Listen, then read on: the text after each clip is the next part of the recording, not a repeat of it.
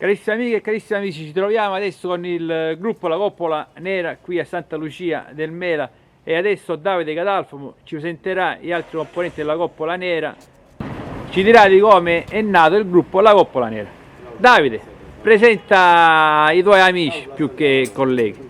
Diciamo colleghi, fondatori del gruppo musicale della Coppola Nera, siamo noi quattro, con Nino Mercadante alla fisarmonica, Antonio Franco chitarra e mandolino, Marco Molino chitarra e tamburelli e io alle percussioni e voci, bene o male cantiamo un poco tutti.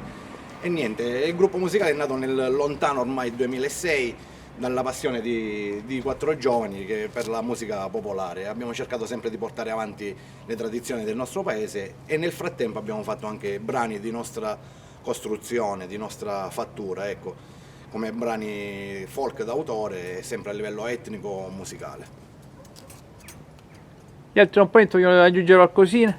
No, quello che voglio dire io è che è importante mantenere la tradizione popolare siciliana in dei paesi e comunque in delle città che in Sicilia piano piano perdono queste tradizioni, spodestati dalla modernità, da nuovi generi musicali e dagli indici di mercato. E quindi è importante non far perdere queste tradizioni perché siamo l'ultima memoria di questo genere e la comunità anche dovrebbe cercare di capire questo dettaglio, che se non ci sono i giovani che portano avanti questa musica, questa cultura, automaticamente si perderà nel tempo. E quindi secondo me è una cosa molto importante per non dimenticare le nostre radici e la nostra cultura.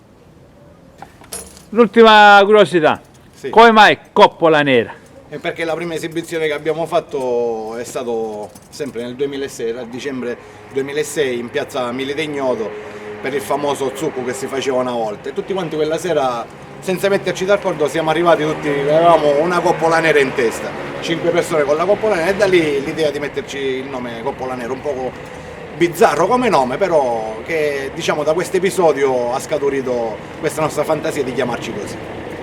Mancano qualche elemento questa Sì, sera? stasera Così... mancano altri due ragazzi che per motivi propri non sono potuti essere presenti con noi, ma saranno in presenza sicuramente quella sera Giuseppe Pagano, che suona anche lui la fisarmonica, e Carmine Alesci da Barcellona con i flauti e il clarinetto. Grazie al gruppo La Coppola Nera, complimenti. Grazie a voi, grazie.